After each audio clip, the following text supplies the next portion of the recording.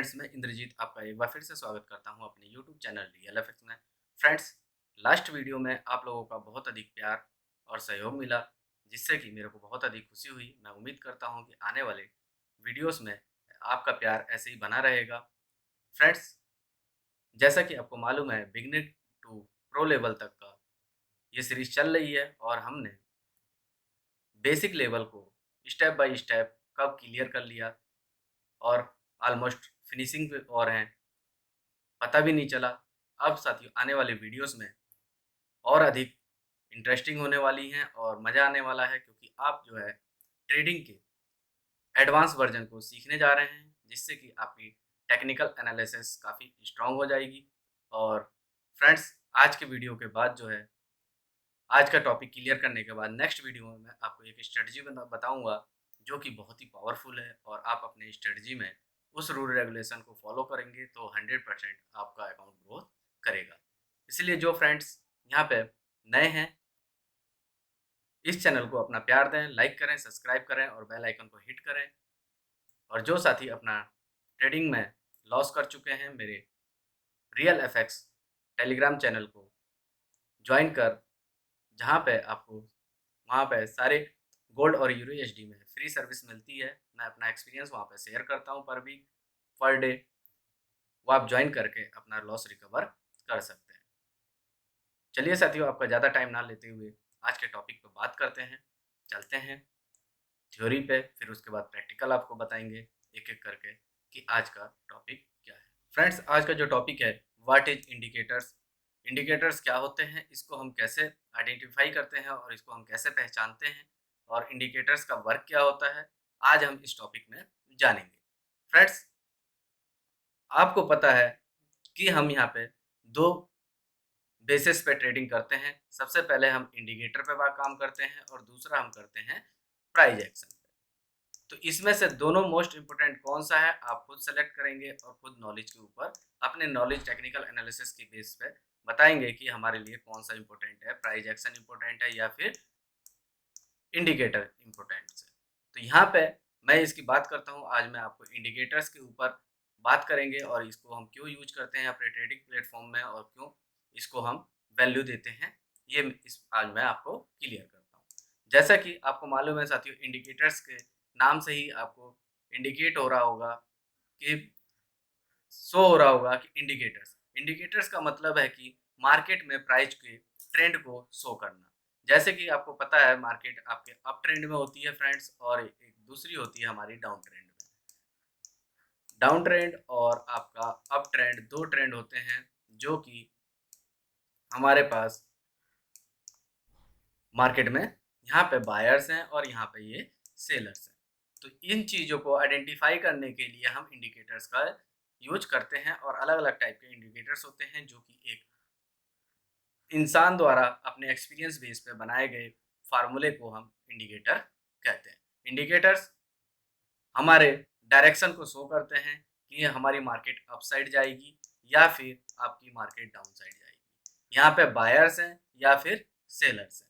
कई इंडिकेटर्स आपका support resistance का ट्रेडिंग प्लेटफॉर्म में आपकी हेल्प करने का काम करते हैं, जो कि जो बिगनर्स हैं और जो अभी स्टार्ट कर रहे हैं, तो उनके लिए इंडिकेटर्स बहुत इंपॉर्टेंट होता है, क्योंकि उनको बेसिक नॉलेज और प्राइस एक्शन की नॉलेज नहीं होती है ट्रेडिंग की ज़्यादा, तो इसलिए वो इंडिकेटर्स को वैल्यू देते हैं।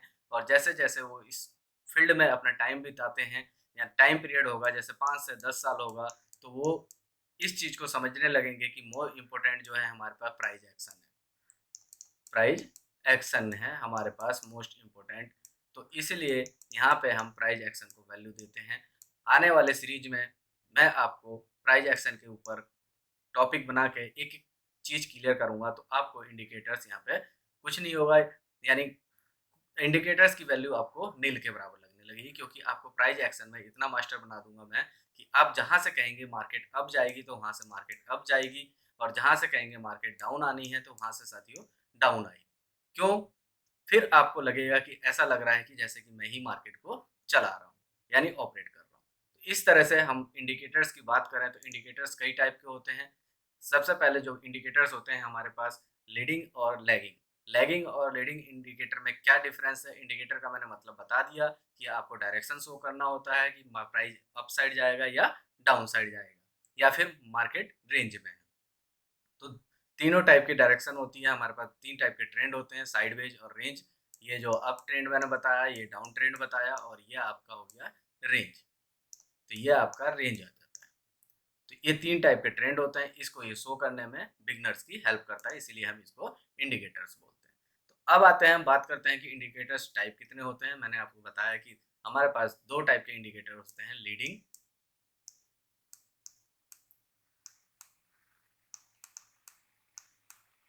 लीडिंग इंडिकेटर और लैगिंग इंडिकेटर।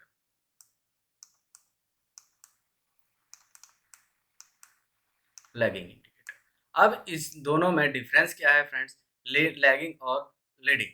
मैंने आपसे कहा फ्रेंड्स कि लैगिंग जो होती है हमारे पास, ऑलमोस्ट जितने भी इंडिकेटर होते हैं हमारे, वो लैगिंग इंडिकेटर होते हैं, क्योंकि ये प्राइस के पीछे पीछे भागते हैं। एग्जाम्पल के तौर पर मैं एक लेता हूँ, एग्जाम्पल बताता हूँ। जैसे कि आपके पीछे एक गाड़ी भाग रही है, यानी फोर व्हीलर है कोई,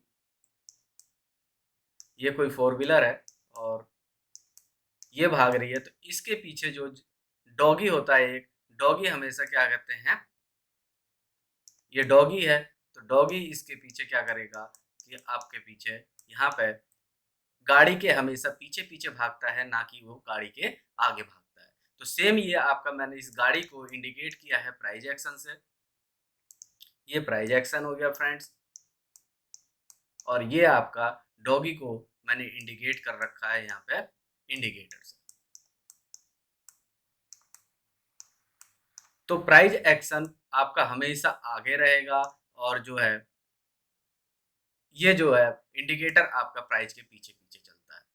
जो इंडिकेटर्स प्राइस के पीछे पीछे चलते हैं उनको हम बोलते हैं लैगिंग इंडिकेटर्स। एग्जाम्पल के तौर पे जो मैं आपको बताने जाऊंगा, एक एक करके अभी मैं शो करूंगा और फिर उनके बाद आने वाली वीडियोस में हर किसी पे एक स्ट्रेटजी बताऊंगा, वो आपको क्लियर करूंगा।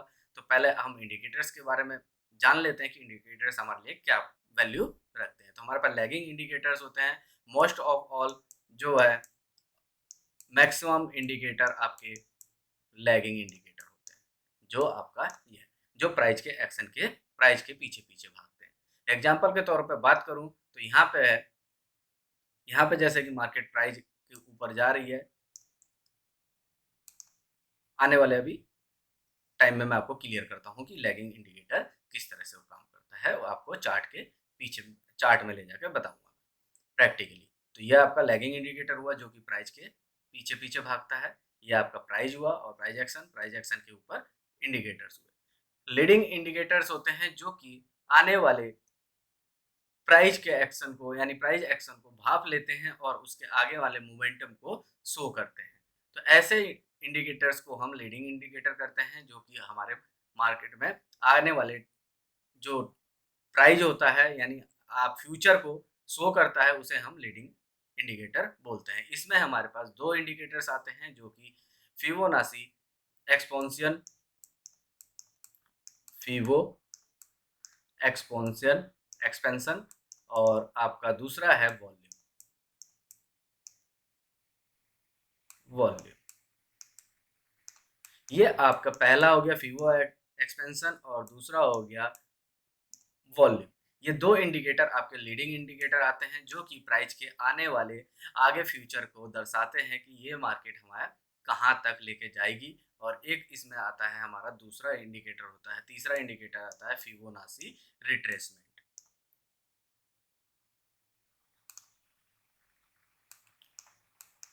फिबो रिट्रेसमेंट, ये आपके दो टॉप एक ही पार्ट्स हैं। ये आने वाले, ये रिट्रेसमेंट के वैल्यू को शो करता है और ये लीड यानी एक्सपेंशन आगे फ्यूचर के प्राइस को, यानी जो प्राइस हमारा आगे आने वाला है उस प्राइस को शो करता है फ्रेंड्स। और फिर वो रिट्रेसमेंट हमारा पीछे के प्राइस को शो करता है कि कहाँ तक हमारा मार्केट रिट्रेस्ड हो जाएगा। आने वाले टाइम में मैं आपको यहाँ रिट्रेसमेंट और पुल बैक और ये सारी चीज़ें क्लियर करूँगा। तो एक एक करके मैं आपको, जैसे आप लर्निंग पॉइंट में हैं तो बेसिक से लेके मैं एडवांस प्रो लेवल तक का आपको सफ़र यहाँ पे लेके जाऊँगा। जब एक एक चीज़ आपको क्लियर होगी तब आने वाले वीडियोस में आप देखेंगे तो आपको यहाँ पे मज़ा आने वाला है और आप ट्रेडिंग में मास्टर बन जाएंगे फ्रेंड्स।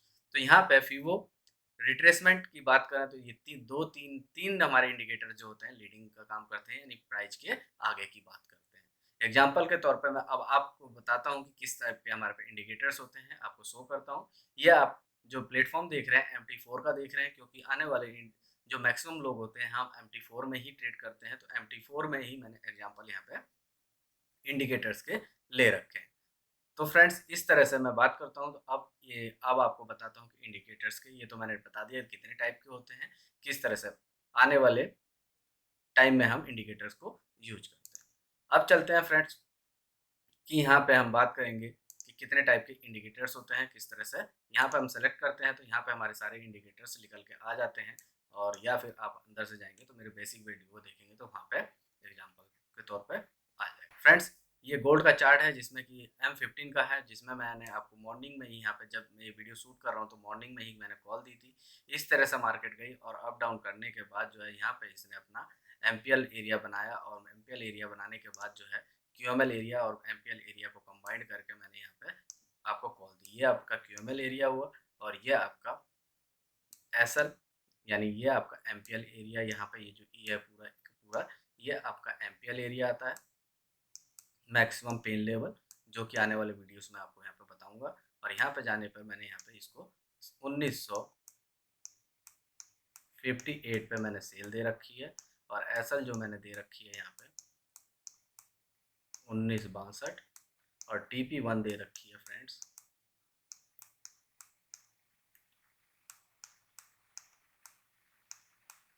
1953। और जो इसका मैक्स टारगेट है हमारा, मैक्सिमम जो है आपका मिनिमम ये रहेगा टारगेट। तो इस टारगेट को मैंने यहाँ पे दे रखा है, और मैक्स आप ये रिवर्स करेंगे तो देखते हैं कि बाद में बात करते हैं इसके। आज ये टॉपिक नहीं है, मगर मैंने आपको डिफाइन कर दिया कि मैंने किस तरह से आपको कॉल दी थी। और यहाँ पे अगर मैं इंडिकेटर्स की बात करूँगा तो यहाँ पे इंडिकेटर्स ने अभी मेरे को सेल नहीं दी है, मगर प्राइस एक्शन ने मेरे को यहाँ पे सेल दे दिया। जब तक इंडिकेटर मेरे को यहाँ सेल देगा मैं अपना यहाँ प्रॉफिट बुक करके निकल जाऊँगा। तो इस तरह से मैंने यहाँ पे ये कॉल दी। चलिए साथियों बात करते हैं इंडिकेटर्स के ऊपर। इंडिकेटर्स की बात करें तो फ्रेंड्स ये प्राइस है। प्राइस की बात करें, सबसे पहले हम बात करते हैं मूविंग एवरेज की। मूविंग एवरेज को लेते हैं सर फ्रेंड्स यहाँ पे। तो मूविंग एवरेज के जो मैं बात करूँ तो यहाँ पे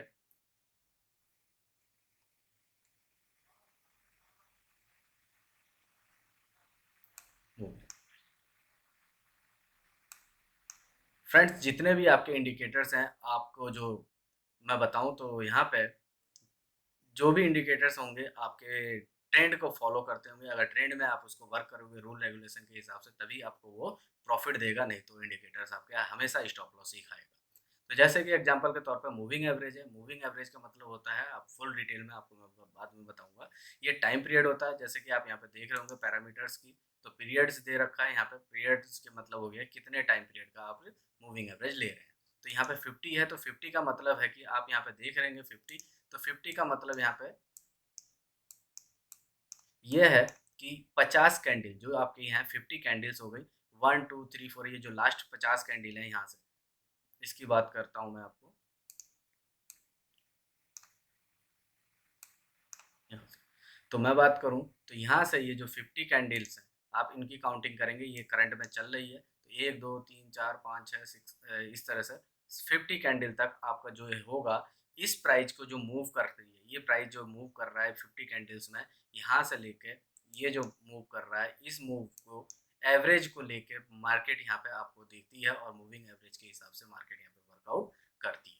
तो मूव प्राइस के वैल्यू को एवरेज 50 कैंडलों के एवरेज को लेकर मूविंग एवरेज का मूव होता है। जैसे कि अब ये मार्केट माना कि ये मूविंग एवरेज है 50 की, इस तरह से मार्केट जाएगी। और यहाँ पे 50 के मूविंग एवरेज, यानी इस क्लोज पे यहाँ पे इसका जो वैल्यू इस तरह से ये अप साइड में जा रहा है, तो प्लस 50 जो कैंडल हैं उसके मूविंग एवरेज के प्राइस के कैलकुलेट करेगी, और उसके हिसाब से ये मार्केट में मूव करती है मूविंग एवरेज।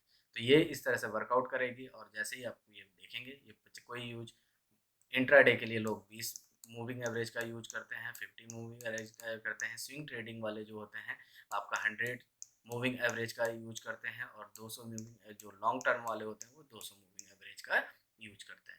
ये तो मूविंग एवरेज हो गई। हम ये टाइम पीरियड करते हैं। टाइम पीरियड की बात करें तो यहाँ पे हम जितना भी डाल देंगे, जैसे कि एग्जांपल के तौर पे मैंने यहाँ पे 20 डाल दिया, तो 20 डालने के बाद ये मूविंग एवरेज आपके पास आ गई। देखिए फ्रेंड्स, इसका मैं कलर थोड़ा सा चेंज करता हूँ जिससे कि आपको दिखाई दे, ब्लैक कर देता हूँ। ओके, तो ये मूविंग एवरेज आपकी 20 पीरियड्स की होगी। अब ये देखिए मार्केट में किस तरह से मार्केट मूव करती है।